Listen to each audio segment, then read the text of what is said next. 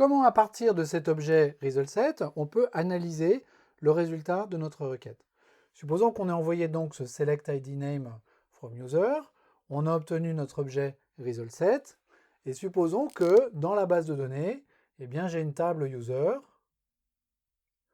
avec une colonne id et des valeurs 1, 2, 3, 4, et une colonne name avec les valeurs Paul, Sarah, Kylian et Inès. Donc, cet objet result_set, quelque part, va encapsuler ce résultat. Le pattern d'analyse de mon objet result_set est le suivant. Il faut que je commence par appeler la méthode next de mon objet rs. Et cette méthode next, en fait, elle a deux rôles. Premièrement, elle va me retourner vrai si jamais j'ai des lignes à analyser.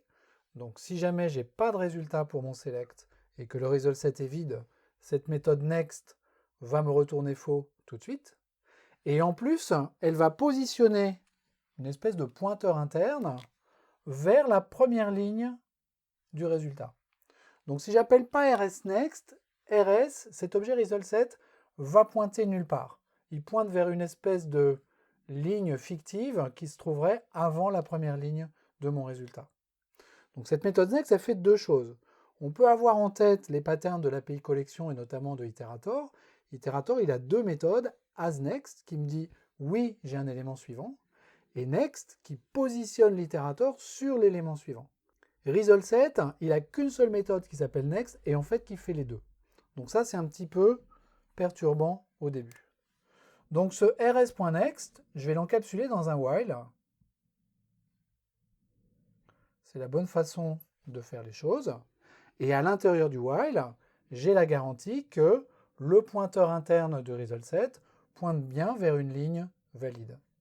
Maintenant, comment est-ce que je vais pouvoir analyser les colonnes de chacune de ces lignes? Et en fait, sur result_set, j'ai tout un tas de méthodes, toute une collection de méthodes. Par exemple, rs.getInt, à laquelle je vais passer le nom de la colonne qui porte cet entier et qui s'appelle id. Et ça va me retourner directement un int que je vais appeler assez astucieusement id également. Si je veux récupérer le nom qui, à l'évidence, est une chaîne de caractères, je vais faire rs.getString, passer en paramètre le nom de la colonne,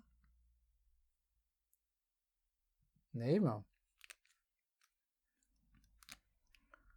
point virgule, j'ai un point virgule ici aussi, et cette méthode getString, elle, va me retourner une chaîne de caractères que je vais appeler name. Après ces deux éléments, je peux les exploiter comme j'en ai besoin. Je peux créer un objet user, je peux les afficher, je peux les mettre dans du XML, je peux faire absolument ce que je veux. Donc voilà comment on peut analyser de façon simple, de façon basique, cet objet result_set.